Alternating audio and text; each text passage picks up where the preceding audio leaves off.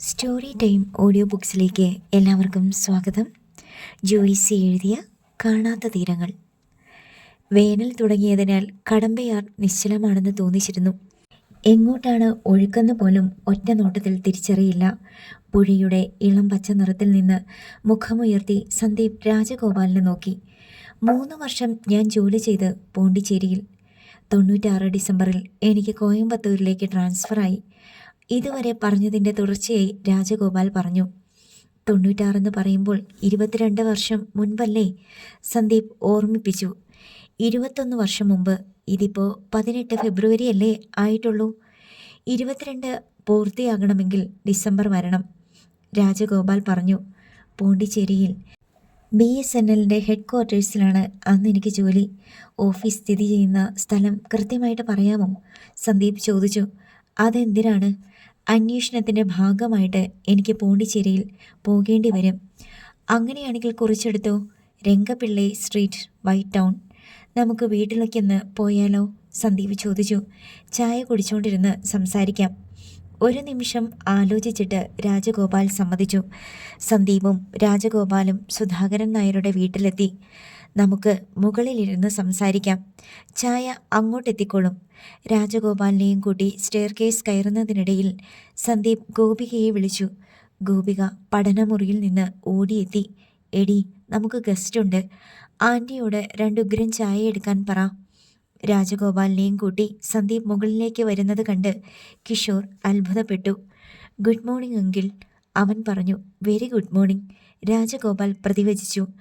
പുഴയുടെ ദിക്കിലെ ബാൽക്കണിയിൽ സന്ദീപ് 2 കസേര എടുത്തിട്ടു. ഒരു ഡയറിയും പേനയും കയ്യിൽ കരുതി. പറഞ്ഞു അങ്കിൾ, ഞാൻ നോട്ട് ചെയ്തോളാം.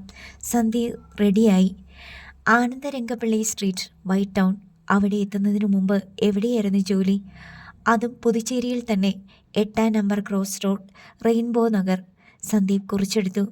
ട്രാൻസ്ഫർ കിട്ടി കോയമ്പത്തൂർക്ക് പുറപ്പെടാൻ നിൽക്കുമ്പോഴാണ് പെട്ടെന്നൊരു ഹറിക്കെയിൻ മുന്നറിയിപ്പ്. കൊടുങ്കാറ്റും മഴയും. ഡിസംബർ 2 തുടങ്ങി. 5 ദിവസം നീണ്ടു നിന്നു. തമിഴ്നാടിൻ്റെ തീരദേശത്തും പോണ്ടിച്ചേരിയിലും മിക്കവാറും എല്ലാ വർഷവും സൈക്ലോൺ ഉണ്ടാകാറുണ്ട്. 1996 ഡിസംബർ 2 സന്ദീപ് ഡയറിയിൽ കുറിച്ചിട്ടു. ബംഗാൾ ഉൾക്കടലിൽ രൂപം കൊള്ളുന്ന ന്യൂനമർദ്ദമാണ് ഹറിക്കെയിന് കാരണം. അക്കൊല്ലവും അതുതന്നെയാണ് സംഭവിച്ചത്. കാറ്റും മഴയും വെള്ളപ്പൊക്കവും കടുപ്പിച്ചാൽ പോണ്ടിച്ചേരി ഹെറിറ്റേജ് ടൗൺ വെള്ളത്തിനടിയിലായി പോകും. എല്ലാ സ്ട്രീറ്റിലും മുട്ടിനു മീതെ വെള്ളം പൊങ്ങും. കെട്ടിടങ്ങളുടെ താഴത്തെ നിലകളെല്ലാം വെള്ളത്തിലാകും. ഇത് ചിലപ്പോൾ ഒരാഴ്ച വരെ നീണ്ടു നിൽക്കും. ഞങ്ങളന്ന് ഡ്യൂമ സ്ട്രീറ്റിലെ ഒരു വാടക വീട്ടിലാണ് താമസം. വില്ല ഫ്രാങ്കോയ്സ് എന്നാണ് വീടിൻ്റെ പേര്. ഞാനും ലക്ഷ്മിയും. രാജഗോപാലിൻ്റെ മുഖത്തേക്ക് ആകാംക്ഷയോടെ കണ്ണു നട്ടിരിക്കുകയാണ് സന്ദീപ്. 2 രാത്രിയും 2 പകലും മഴ തകർത്ത് പെയ്തു. കൊടുങ്കാറ്റും കടലാക്രമണവും ഉണ്ടായി. ഹെറിറ്റേജ് ടൗൺ വെള്ളത്തിൽ മുങ്ങി. പുറത്തിറങ്ങാൻ നിവർത്തിയില്ല. ബ്രെഡ് വാങ്ങണമെങ്കിലും അരയൊപ്പം വെള്ളത്തിൽ കൂടി നടക്കണം. എല്ലാ സ്ട്രീറ്റിലും വെള്ളമാണ്. ഞാനും ലക്ഷ്മിയും പാക്ക് ചെയ്തു വെച്ച സാധനങ്ങളുമായി വില്ല ഫ്രാങ്കോയ്സിൽ ഇരിപ്പാണ്. ഇനി വെള്ളം ഇറങ്ങി റോഡ് ഗതാഗതം പഴയ നിലയിലായിട്ടേ യാത്ര പറ്റൂ. 4-ാം ദിവസം രാവിലെ ലക്ഷ്മി എണീറ്റ് വാതിൽ തുറന്നു നോക്കുമ്പോൾ വരാന്തയിൽ പൂക്കൂടയ്ക്കുള്ളിൽ ഒരു ചോരക്കുഞ്ഞ്. സന്ദീപിൻ്റെ കണ്ണുകൾ ആകാംക്ഷ കൊണ്ട് വിടർന്നു. പൊക്കിൽ കൊടി അറ്റുപോയിട്ടില്ല. ലക്ഷ്മി 4 പാടും നോക്കി. സ്ട്രീറ്റുകളിലെല്ലാം വെള്ളം. സ്ട്രീറ്റിൽ നിന്ന് ഞങ്ങളുടെ വീട്ടിലേക്കുള്ള ഗേറ്റ് തുറന്നിട്ടിരിക്കുകയാണ്. ഗേറ്റ് മുതൽ വരാന്ത വരെ മുട്ടൊപ്പം വെള്ളമുണ്ട്. ലക്ഷ്മി എന്നെ വിളിച്ചുണർത്തി ആ കാഴ്ച കാണിച്ചു. ഒന്ന് സ്പീഡാക്കിയെങ്കിൽ നന്നായിരുന്നു. സന്ദീപ് അക്ഷമനായി. അതായിരുന്നു അല്ലിമോൾ. രാജഗോപാൽ പെട്ടെന്ന് പറഞ്ഞു. ഛേ, അങ്കിൾ വിശദമായിട്ട് പറഞ്ഞോളൂ പ്ലീസ്, സന്ദീപ് ക്ഷമാപണ സ്വരത്തിൽ പറഞ്ഞു. ഗോപിക ഒരു താളത്തിൽ 2 ചായക്കപ്പുകളുമായി വന്നു. അതിൽ നിന്ന് സന്ദീപ് ഒരു കപ്പെടുത്ത് രാജഗോപാലിന് കൊടുത്തു. ഒരെണ്ണം സന്ദീപും എടുത്തു. ഗോപിക അല്പം മാറി ഭിത്തി ചാരി നിന്നു. കപ്പിന് വേണ്ടി വെയിറ്റ് ചെയ്യണ്ട, ഞാൻ കൊണ്ടുവന്നോളാം, സന്ദീപ് അവളോട് പറഞ്ഞു. താനിവിടെ നിൽക്കരുതെന്നാണ് വ്യംഗ്യം എന്ന് ഗോപികയ്ക്ക് മനസ്സിലായി. അവൾ ചുണ്ടു കൂർപ്പിച്ച് സന്ദീപിനെ നോക്കിയിട്ട് തിരികെ പോയി. അങ്കിൾ എണീറ്റ് വന്ന് നോക്കുമ്പോൾ ഒരു ചോരക്കുഞ്ഞ്. ഈ പൂക്കുടാന്ന് വെച്ചാൽ എന്താണ്? പൂക്കൾ വിൽക്കാൻ വെച്ചിരിക്കുന്ന ഒരു തരം കുട്ടയാണ്. പോണ്ടിയിലെ സൺഡേ മാർക്കറ്റിൽ അത് ഇഷ്ടം പോലെയുണ്ട്. പിന്നെ തെരുവ് തോറും നടന്ന് പൂവിൽപ്പന നടത്തുന്ന സ്ത്രീകൾ അതിലാണ് പൂക്കൾ കൊണ്ടുപോവുക. അതും കൊള്ളാം, അതെനിക്കിഷ്ടപ്പെട്ടു. സന്ദീപ് അതിൻ്റെ കാൽപ്പനികത ആസ്വദിച്ചുകൊണ്ട് പറഞ്ഞു. ആദ്യം ഞങ്ങൾക്ക് ഒന്നും മനസ്സിലായില്ല. ഈ കുഞ്ഞ് ഞങ്ങളുടെ വരാന്തയിൽ എങ്ങനെ വന്നു? വെള്ളത്തിൽ ഒഴുകി വന്നതല്ല. കുട്ടയിൽ നനവ് തട്ടിയിട്ടില്ല. കുഞ്ഞിനെ പുതപ്പിച്ച തുണികളിലും നനവില്ല. കുഞ്ഞാണെങ്കിൽ സുഖമായ ഉറക്കം. പതിയെ പതിയെ ഒരു കാര്യം വ്യക്തമായി. ആരോ വെളുപ്പാൻ കാലത്ത് തെരുവിലെ വെള്ളക്കെട്ട് നീന്തിക്കൊണ്ടുവന്ന് ഉപേക്ഷിച്ചിട്ട് പോയതാണ്. എന്തുകൊണ്ട് ഞങ്ങളുടെ വീട് തിരഞ്ഞെടുത്തു എന്ന് ആദ്യമൊന്നും ഉത്തരം കിട്ടിയില്ല. പിന്നീടാണ് മനസ്സിലായത്, ഞങ്ങളുടെ വീടിൻ്റെ ഗേറ്റ് മാത്രമാണ് തുറന്നു കിടന്നത്. കുഞ്ഞിനെ ഉപേക്ഷിക്കാൻ കൊണ്ടുവന്നവർക്ക് അത് സൗകര്യമായി. എന്നിട്ട് പോലീസിൽ അറിയിച്ചില്ലേ? ആദ്യം അതാണ് ചെയ്തത്. പക്ഷേ പോലീസ് ഞങ്ങളോട് തട്ടിക്കയറി. അവരെല്ലാം രക്ഷാപ്രവർത്തനങ്ങളിൽ ഏർപ്പെട്ടിരിക്കുകയാണ്. കുഞ്ഞിനെ ഒന്നുകിൽ ഏതെങ്കിലും ഓർഫണേജിൽ ഏൽപ്പിക്കുക, അല്ലെങ്കിൽ ഏതെങ്കിലും കോൺവെൻറ്റിൽ കൊടുക്കുക. ഇപ്പോഴത്തെ അവസ്ഥയിൽ പോലീസിന് ഇത് കൈകാര്യം ചെയ്യാൻ ബുദ്ധിമുട്ടുണ്ട്. അവർക്ക് സമയവുമില്ല. അന്യസ്ഥലത്തെ പോലീസാണ്. ഞാൻ എന്ത് ചെയ്യും? എനിക്ക് ഓർഫണേജ് ഒന്നും അറിയില്ല. കോൺവെൻറ്റുകളെ പറ്റിയും നിശ്ചയമില്ല. പല സ്ട്രീറ്റിലും കന്യാസ്ത്രീകൾ നടക്കുന്നത് കണ്ടിട്ടുണ്ട്. ഈ വെള്ളപ്പൊക്കം താണ്ടി കുഞ്ഞിനെയും എടുത്ത് ഞാൻ ഇവിടെ പോകും. അയൽക്കാരോട് ഈ വിഷയം സംസാരിച്ചു. അവർ കൈമലർത്തി. അവരാരെങ്കിലും ഏറ്റെടുക്കുമോ എന്ന് ലക്ഷ്മി ചോദിച്ചു. ആർക്കും വേണ്ട. ഒന്നുകിൽ രാത്രിയാകുമ്പോൾ കുഞ്ഞിനെ ആരും കാണാതെ മറ്റേതെങ്കിലും വീട്ടിലെ വരാന്തയിൽ കൊണ്ടുപോയി കിടത്തണം.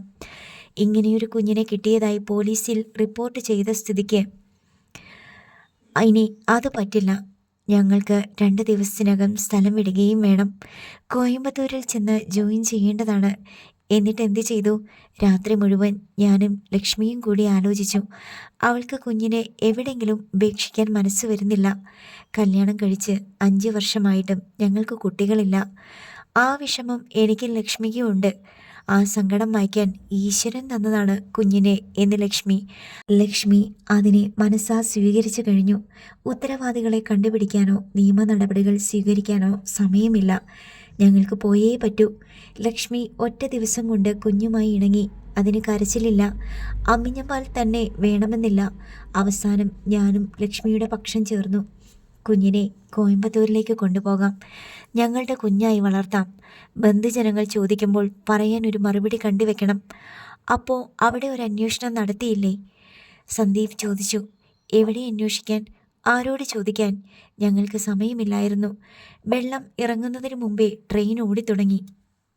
ഞങ്ങൾ വീട് പൂട്ടി താക്കോൽ ഉടമസ്ഥനെ ഏൽപ്പിച്ച് കോയമ്പത്തൂരേക്ക് പോന്നു. രാജഗോപാൽ വെളിപ്പെടുത്തി. പിന്നീട് എപ്പോഴെങ്കിലും പോയി അന്വേഷിച്ചോ? എന്തിന്? 1 മാസം പോലും വേണ്ടി വന്നില്ല. ആ കുഞ്ഞ് ഞങ്ങളുടെ മകളായി കഴിഞ്ഞു. ആരെങ്കിലും അവകാശം പറഞ്ഞു വന്നാൽ കൂടി അവളെ തിരിച്ചു കൊടുക്കാൻ വയ്യ. അല്ലിമ്മ എന്ന് പേരിട്ട് വിളിച്ചത് ലക്ഷ്മിയാണ്. അവൾക്കായിരുന്നു ഏറ്റവും കൂടുതൽ വാത്സല്യം. ലക്ഷ്മിക്ക് അന്ന് ജോലിയില്ല. Full time കുഞ്ഞിനോടൊപ്പമാണ്. അവർ തമ്മിലുള്ള പോലൊരു ആത്മബന്ധം ഞാൻ വേറെ കണ്ടിട്ടില്ല. അല്ലിമോളാണ് ഞങ്ങളുടെ ജീവിതത്തിലെ ഏറ്റവും വലിയ ഭാഗ്യമെന്ന് അവൾ പറയും. അവൾ ഞങ്ങളോടൊപ്പം വന്ന ശേഷം ഞങ്ങൾക്ക് എന്തെല്ലാം സൗഭാഗ്യങ്ങളുണ്ടായി. ലക്ഷ്മി ആദ്യമായി ഗർഭിണിയായതും പ്രസവിച്ചതും എല്ലാം അവൾ വന്ന ശേഷമാണല്ലോ.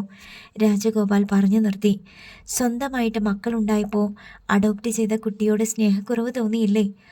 അങ്ങനെ സംഭവിക്കരുതെന്ന് ഞങ്ങൾ മുൻകൂട്ടി തീരുമാനിച്ചിട്ടുണ്ടായിരുന്നു. ഞങ്ങളുടെ ജീവനിലും രക്തത്തിലും പിറന്ന കുട്ടികളുള്ളപ്പോൾ അഡോപ്റ്റ് ചെയ്തതിനോട് ഒരു സ്നേഹക്കുറവും സ്വന്തം കുഞ്ഞിനോട് സ്നേഹക്കൂടുതലും തോന്നിയേക്കാം. വിശാഖിനെ ലക്ഷ്മി പ്രസവിക്കുന്നതിന് മുമ്പ് തന്നെ അക്കാര്യത്തിൽ ഞങ്ങളൊരു നിലപാടെടുത്ത് അതിൽ തന്നെ ഉറച്ചു നിന്നു. ഞങ്ങളുടെ ആദ്യത്തെ കുഞ്ഞ് അല്ലിമ തന്നെ. എന്തു തന്നെ സംഭവിച്ചാലും ജീവിതാവസാനം വരെ ചിന്തയിലും പ്രവൃത്തിയിലും അതിനൊരു മാറ്റം വരരുത്. ഇന്നേ വരെ ഞങ്ങൾ അങ്ങനെയാണ്. അല്ലിമയ്ക്ക് അല്പം സ്നേഹക്കൂടുതൽ കിട്ടിയിട്ടുണ്ടാകും, കുറഞ്ഞിട്ടില്ല. രാജഗോപാൽ സംതൃപ്തിയോടെ പറഞ്ഞു. അതെന്നെ അത്ഭുതപ്പെടുത്തിയ സംഗതിയാണ്. സന്ദീപ് നിറഞ്ഞ മനസ്സോടെ പറഞ്ഞു. സ്വന്തം കുട്ടികൾ ഉണ്ടായിട്ടും അഡോപ്റ്റ് ചെയ്ത ഒരു ഓർഫനെ അതറിയിക്കാതെ വളർത്തുക നിങ്ങൾ 2 പേർക്കല്ലാതെ ലോകത്ത് വേറെ ആർക്കെങ്കിലും പറ്റുമോ? എനിക്ക് സംശയമാണ്. അത് ഞങ്ങളുടെ മാത്രം മേന്മയല്ല സന്ദീപ്. അല്ലിമോൾ അത്രയ്ക്ക് ലവബിൾ ആയിരുന്നു. കാണുന്നവർക്ക് പോലും കൊതിയായിരുന്നു അവളെ ഒന്ന് വാരിയെടുക്കാൻ, മടിയിലിരുത്താൻ, ഒരു ഉമ്മ കൊടുക്കാൻ. കൊഞ്ചിക്കാൻ, അരികെ ചേർത്ത് നിർത്താൻ. അതും ശരിയാണ്. സന്ദീപ് പുഞ്ചിരിച്ചു. ഞാനൊരു കാര്യം കൂടി ചോദിക്കട്ടെ?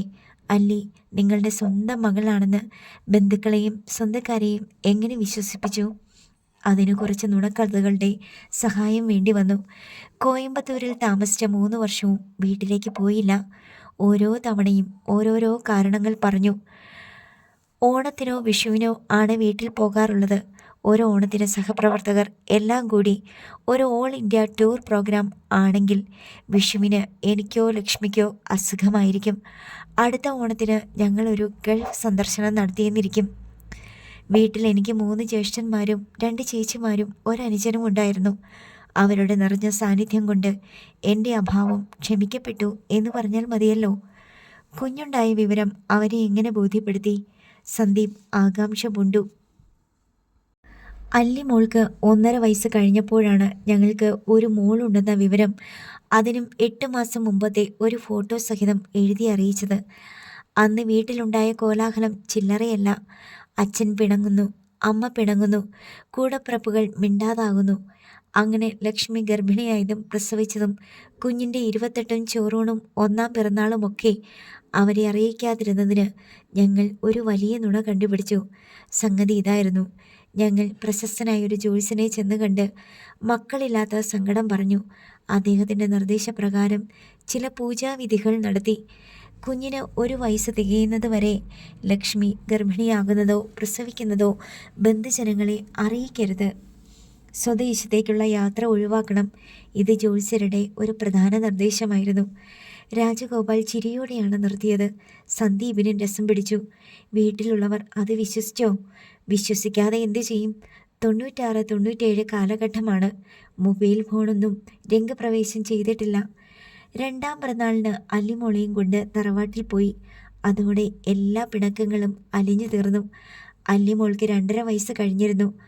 അതേ വർഷം തന്നെ ലക്ഷ്മി ഗർഭിണിയായി. അതോടെ ആർക്കെങ്കിലും എന്തെങ്കിലും സംശയമുണ്ടായിരുന്നെങ്കിൽ അതും തീർന്നു. ഫാന്റാസ്റ്റിക് സ്റ്റോറി, സന്ദീപ് സന്തോഷത്തോടെ പറഞ്ഞു. അവൻ രാജഗോപാലിൻ്റെ നേർക്ക് കൈ നീട്ടി. ഇതെന്തിനാണ്?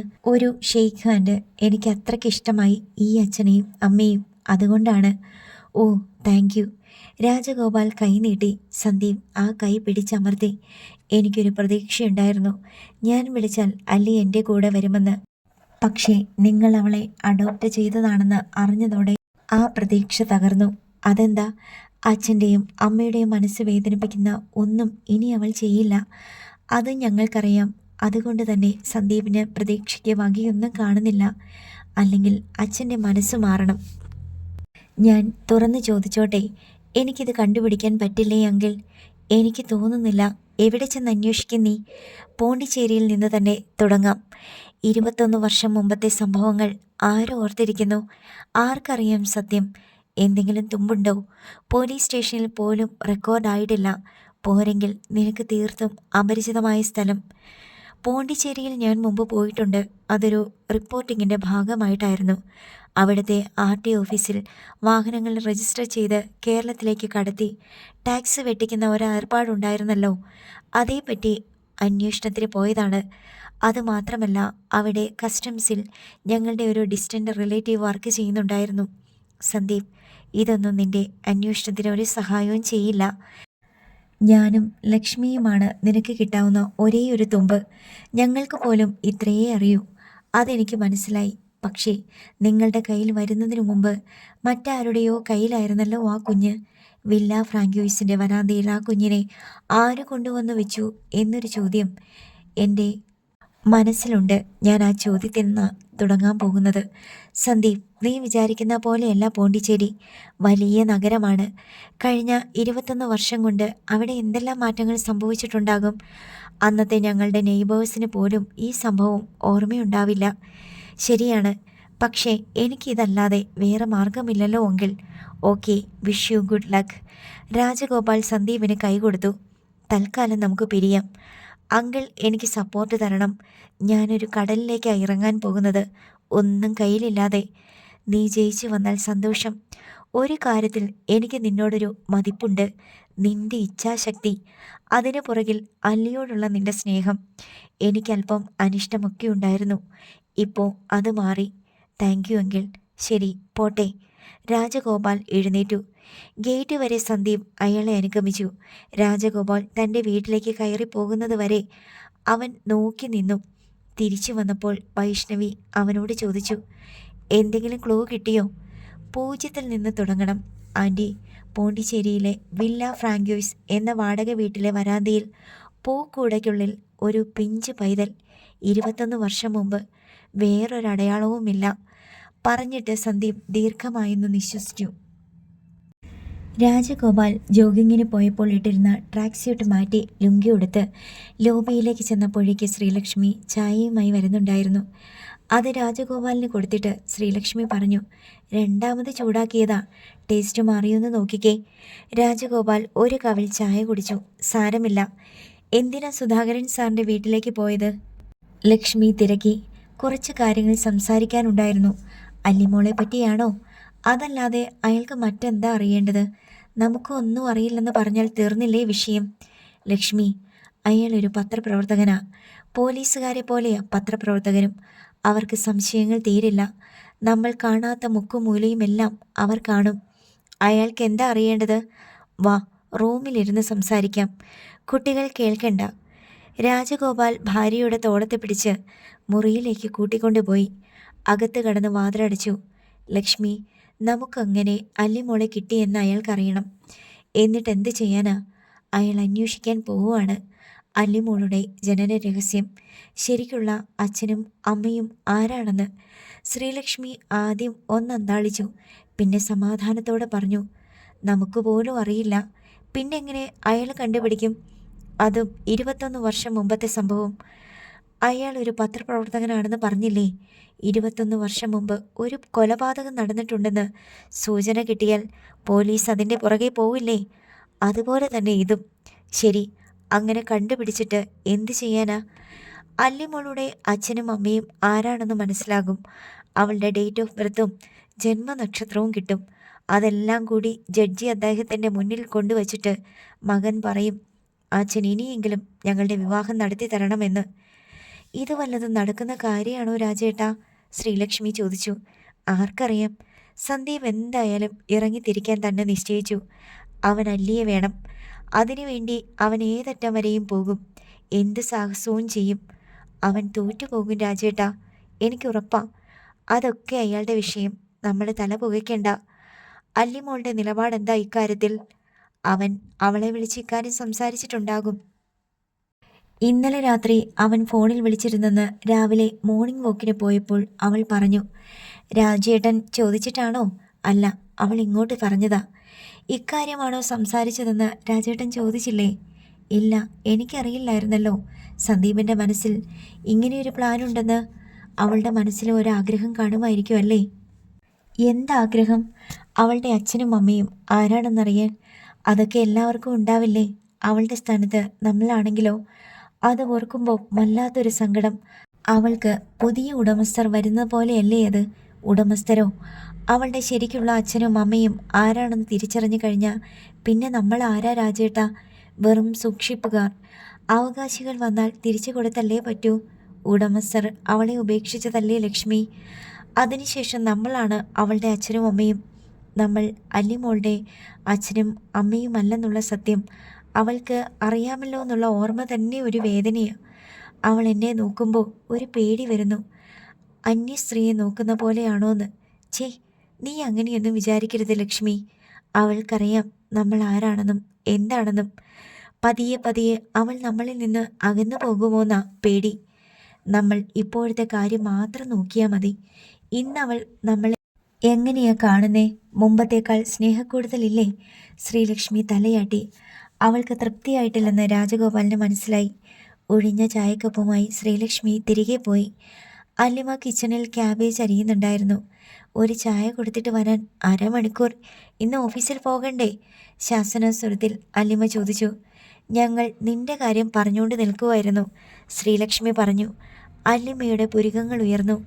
എൻ്റെ കാര്യം എന്താമേ?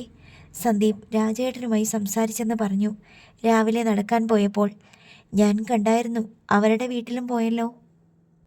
നിന്റെ അച്ഛനും അമ്മയും ആരാണെന്ന് സന്ദീപ് അന്വേഷിക്കാൻ പോണത്രേ. നിന്നെ ഞങ്ങൾക്ക് കിട്ടിയതിൻ്റെ ഡീറ്റെയിൽസ് ഒക്കെ രാജേട്ടനോട് ചോദിച്ചു. ഇന്നലെ രാത്രി വിളിച്ചപ്പോൾ എന്നോട് പറഞ്ഞായിരുന്നു അങ്ങനൊരു അന്വേഷണം നടത്താൻ പോവുകയാണെന്ന്. അതല്ലാതെ വേറെ വഴിയൊന്നും ഇല്ലെന്ന്. നീ എന്താ വേണ്ടെന്ന് പറയാഞ്ഞത്? അല്ലിമ പെട്ടെന്ന് ശ്രീലക്ഷ്മിയുടെ നേർക്ക് വിസ്മയത്തിൽ നോക്കി. അതല്ലാതെ വേറെ എന്ത് ചെയ്യും സന്ദീപേട്ടൻ? അവരുടെ വീട്ടിൽ സമ്മതിക്കില്ല. എൻ്റെ അച്ഛനും അമ്മയും സമ്മതിക്കാതെ ഞാൻ ആ കൂടെ പോവുകയുമില്ല. സന്ദീപേട്ടൻ ശരിക്കും വിഷമത്തില. ഇതൊന്നും അന്വേഷിക്കണമെന്ന് ആഗ്രഹമുണ്ടായിട്ടല്ല, എനിക്ക് വേണ്ടിയാ. ഞാൻ വേണ്ടെന്ന് പറയണമായിരുന്നോ? നിന്റെ മനസ്സിൽ അങ്ങനെയൊരു ആഗ്രഹമില്ലേ? നിന്റെ അച്ഛനും അമ്മയും ആരാണെന്നറിയാൻ, അവരെ ഒന്ന് കാണാൻ? അത്രയും പറഞ്ഞപ്പോഴേക്കും ശ്രീലക്ഷ്മിക്ക് വാക്കുമുട്ടിപ്പോയി. അല്ലിമ്മ ശ്രീലക്ഷ്മിയെ നോക്കി ആശ്ചര്യത്തിൽ 2 നിമിഷം നിന്നു. ക്യാബേജ് അരിഞ്ഞുകൊണ്ടിരുന്ന കത്തിയും ക്യാബേജിൻ്റെ ബാക്കിയും കട്ടിംഗ് ബോർഡിൽ തന്നെ വെച്ചു. എന്നിട്ട് ശ്രീലക്ഷ്മിയുടെ അടുത്തേക്ക് വന്നു. ഒന്നും പറയാതെ അവരെ ആലിംഗനം ചെയ്തു. ശ്രീലക്ഷ്മിക്ക് ഒരു കുഞ്ഞിനെ പോലെ വാവിട്ട് കരയണമെന്ന് തോന്നി. അല്ലിമ അവരുടെ നെറ്റിയിലും നെറുകയിലും ഉമ്മ വെച്ചു. ശ്രീലക്ഷ്മി തേങ്ങിപ്പോയി. അല്ലിമ അവരുടെ കവിളത്ത് അരിമഴയോടെ കൈ ചേർത്തു. അമ്മ എന്തിനാ കരയുന്നേ? എനിക്ക് ജന്മം തന്ന അച്ഛനും അമ്മയും ആരാണെന്നറിഞ്ഞാൽ ഞാൻ അവരുടെ കൂടെ പോകുമെന്ന് വിചാരിച്ചിട്ടാണോ?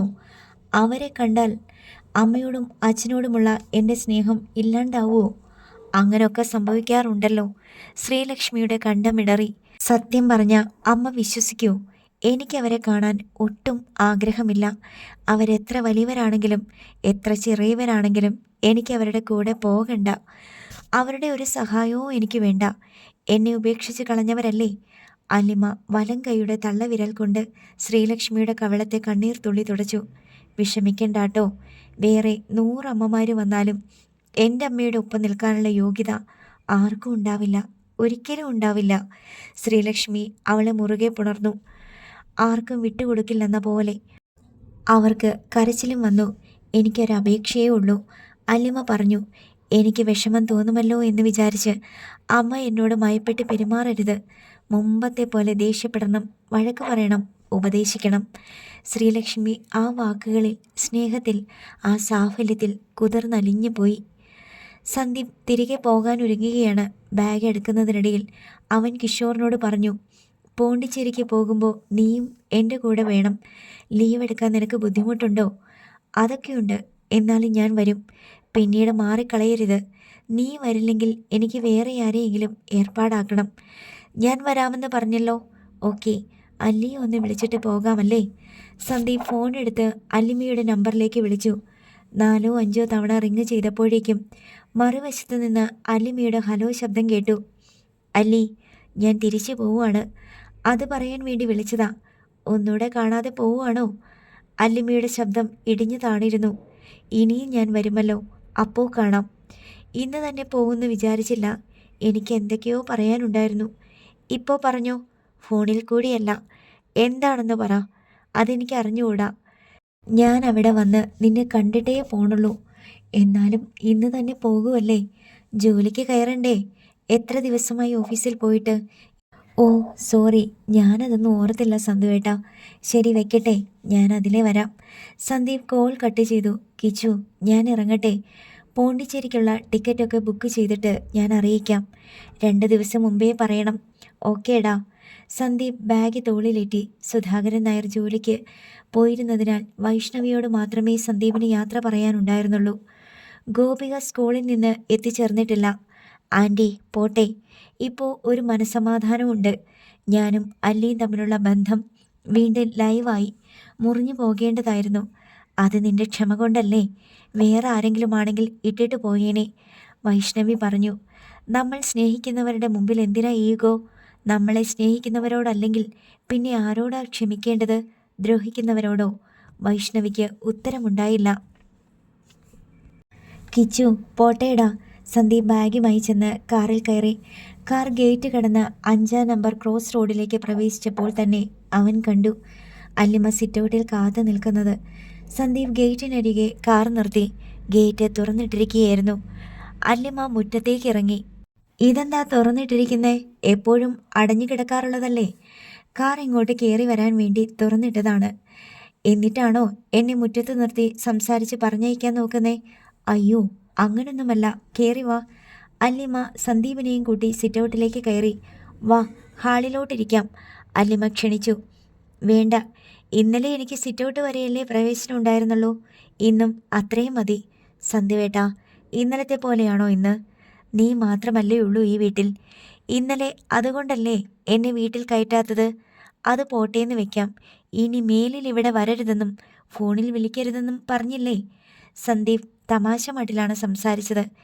എങ്കിലും അല്ലിമയ്ക്ക് അത് ഉള്ളിൽ തട്ടി. അവൾ വല്ലായ്മയോടെ അവൻ്റെ മുഖത്തേക്ക് നോക്കി നിന്നു. ശരി, ഞാൻ അകത്ത് വരാം. സന്ദീപ് വാതിൽ കടന്ന് ഹാളിലേക്ക് കയറി. പുറകെ അല്ലിമയും ചെന്നു. അവളുടെ കണ്ണ് നിറഞ്ഞിരിക്കുന്നത് കണ്ട് അവൻ ആശ്ചര്യപ്പെട്ടു. എന്താ?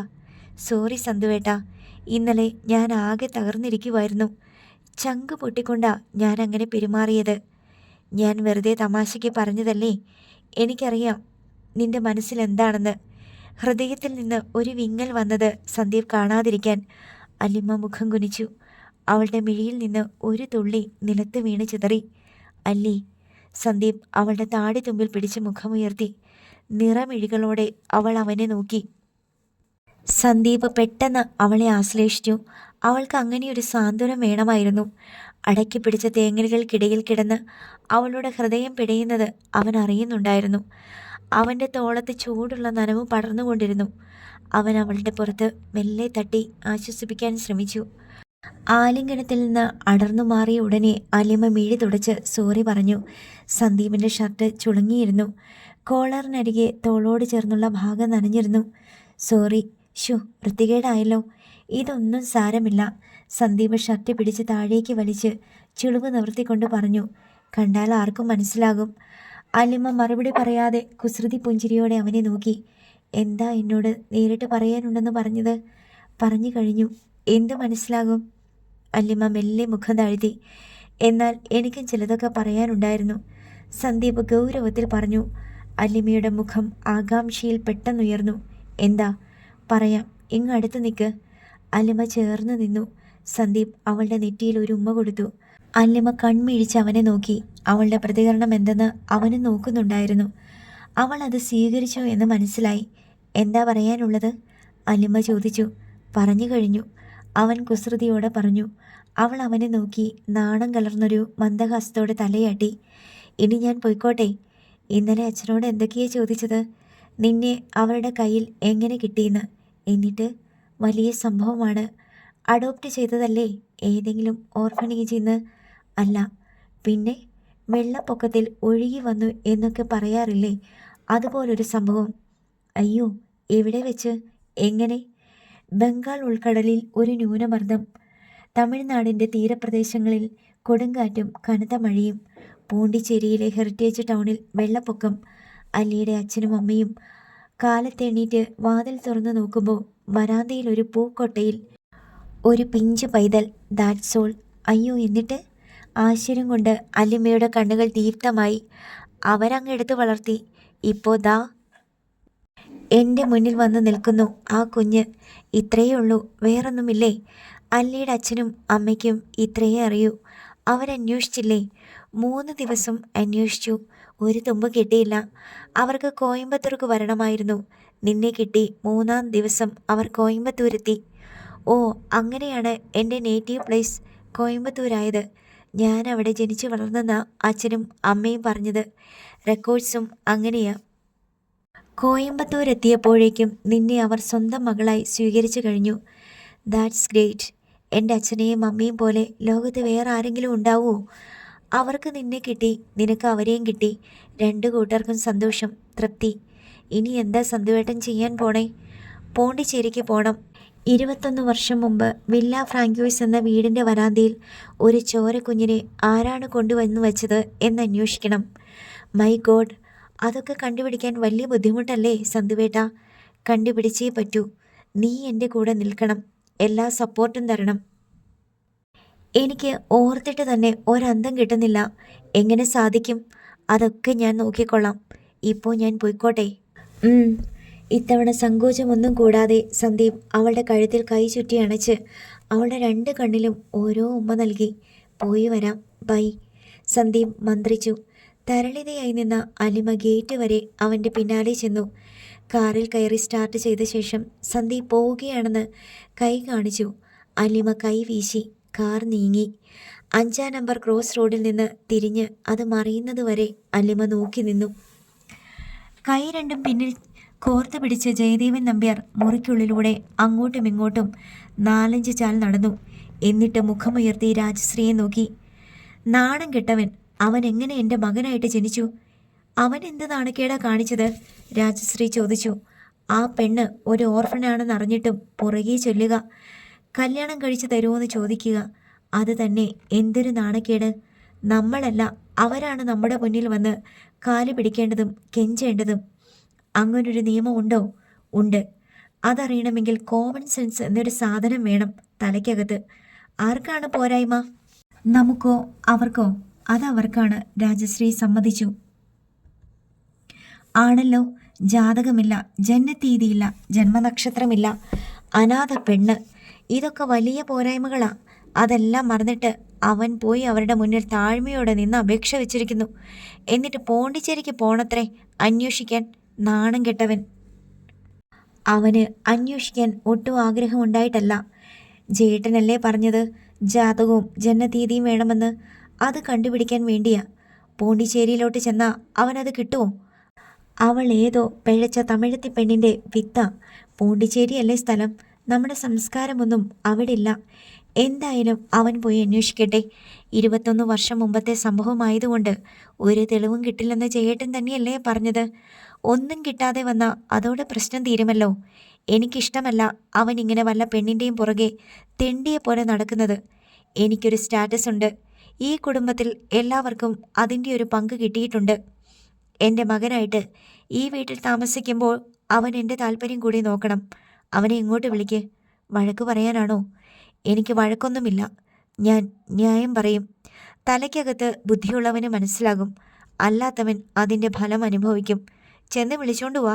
രാജശ്രീ തെല്ല ആശങ്കയോടെ സന്ദീപിനെ വിളിക്കാനായി മുറിവിട്ടിറങ്ങി. ജയദേവൻ നമ്പ്യാർ അസ്വാസ്ഥ്യത്തോടെ വീണ്ടും മുറിയിൽ ചുറ്റിത്തിരിഞ്ഞു. സന്ദീപിനെയും കൂട്ടി രാജശ്രീ മുറിയിലെത്തി. നിനക്ക് നാണമില്ലേ സന്തു, ഒരു പെണ്ണിന് വേണ്ടി ഇങ്ങനെ തരം താഴാൻ? എനിക്ക് നാണക്കേടൊന്നും തോന്നിയില്ല അച്ഛാ. നമുക്കത് ഫീല് ചെയ്താലല്ലേ നാണക്കേടാവൂ. നിനക്ക് തോന്നില്ല, കാരണം നിനക്ക് നിന്റെ വില അറിയില്ല. എൻ്റെ വില അത്ര പോലും അറിയില്ല. അല്ലെങ്കിൽ നീ അവിടെ പോയി അവരുടെ കാല് പിടിക്കുവോ? കുറവുകൾ മുഴുവൻ അവർക്ക്. എന്നിട്ട് കൈയും കൂപ്പി അപേക്ഷയുമായിട്ട് മുട്ടിന്മേൽ നിൽക്കുന്നത് നീ. ഞാൻ ആരുടെയും മുൻപിൽ മുട്ടിന്മേൽ നിന്നില്ല. അച്ഛനാണ് തടസ്സങ്ങൾ പറഞ്ഞത്. അച്ഛൻ്റെ നിർബന്ധങ്ങൾക്ക് മറുപടി തരാൻ വേണ്ടിയാ ഞാനിപ്പോൾ രണ്ടും കൽപ്പിച്ചിറങ്ങുന്നത്. അവരുടെ കുട്ടിയുടെ ജന്മരഹസ്യം അന്വേഷിക്കേണ്ടത് ആരാ? അവരല്ലേ. നിനക്കെന്ത് കാര്യം? അവർക്ക് അത് അന്വേഷിക്കാൻ താല്പര്യമില്ലച്ചാ. ഞാനല്ലേ ആവശ്യക്കാരൻ. നിനക്ക് എന്താ ആവശ്യം? അവളല്ലാതെ വേറെ പെണ്ണ് കിട്ടില്ലേ നിനക്ക്? അതൊക്കെ കിട്ടും, അവർക്കും കിട്ടും. പക്ഷേ അലിമയെ കിട്ടില്ലല്ലോ. നമുക്കിഷ്ടമുള്ളതിനല്ലേ നമ്മളെപ്പോഴും പ്രയോറിറ്റി കൊടുക്കുന്നത്. നീ പോയി അന്വേഷിച്ചാൽ നിനക്ക് ആ പെണ്ണിൻ്റെ വേറെ അബൌട്ട്സ് കിട്ടുമെന്ന് വിചാരിക്കുന്നുണ്ടോ? ഉറപ്പൊന്നുമില്ല. Shall try my best. അത്രയേ ഉള്ളൂ. നിനക്കൊരിക്കലും കിട്ടാൻ പോകുന്നില്ല. നീ വെറും വിഡ്ഢിയാകാൻ വേണ്ടി ട്രൈ ചെയ്യുകയാ. അച്ഛൻ ഇങ്ങനെ പറയുന്നത് കഷ്ടമാണ്. ഞാനൊരു കാര്യത്തിന് ഇറങ്ങിത്തിരിക്കുമ്പോൾ എൻകറേജ് ചെയ്യുകയല്ലേ വേണ്ടത്? പിന്നെ ഒരു പെണ്ണിൻ്റെ തൊലിവെളുപ്പ് കണ്ട് മയങ്ങിയിട്ട് അവനവൻ്റെ നിലയും വിലയും നോക്കാതെ വിഡ്ഢിവേഷം കിട്ടി ഇറങ്ങുന്നവനെ എൻകറേജ് ചെയ്യാൻ എനിക്ക് മനസ്സില്ല. അച്ഛൻ എന്തൊക്കെ പറഞ്ഞാലും ഞാൻ ഏറ്റെടുത്ത ജോലി പൂർത്തിയാക്കുക തന്നെ ചെയ്യും. പോണ്ടിച്ചേരിക്ക് പോകാനുള്ള ടിക്കറ്റും കൂടി ഞാൻ ബുക്ക് ചെയ്ത് കഴിഞ്ഞു. പിന്നെ ഒരു കാര്യം, പോണ്ടിച്ചേരി ചെല്ലുമ്പോൾ ആ അനാഥ പെണ്ണിൻ്റെ പേര് പറഞ്ഞ് ഭാസിയമ്മാവൻ്റെ കുടുംബക്കാരെ ബുദ്ധിമുട്ടിക്കരുത്. അവരവിടെ നല്ല അന്തസ്സിൽ ജീവിക്കുന്നവരാ. ഏതോ പെണ്ണ് പിഴച്ച് പ്രസവിച്ച് ഉപേക്ഷിച്ച കുഞ്ഞിൻ്റെ ജനനരഹസ്യം തേടിയാണ് നീ ചെന്നിരിക്കുന്നതെന്നറിഞ്ഞ എനിക്കാണതിൻ്റെ നാണക്കേട്. അച്ഛൻ്റെ ചാർച്ചക്കാരുടെ അടുത്തേക്ക് ഞാൻ പോകുന്നേയില്ല. പോരെ? നീ പോകുന്നതിനൊന്നും കുഴപ്പമില്ല. പക്ഷേ നീ ചെയ്യാൻ പോകുന്ന അല്പത്തരം അവിടെ വിളമ്പരുത്. ഭാസിയമ്മാവൻ എക്സ്ട്രാ ഡീസൻ്റാ. മക്കൾ വളരെ നല്ല നിലയിലാണ് ജീവിക്കുന്നത്. അവരെ കൂടി മാനം കെടുത്തരുത്. എനിക്ക് അച്ഛൻ്റെ ആൾക്കാരെ കാണണ്ട. പ്രശ്നം തീർന്നല്ലോ. സന്ദീപ് മുറി വിട്ടിറങ്ങിപ്പോയി. അടുത്ത ഭാഗം നാളെ.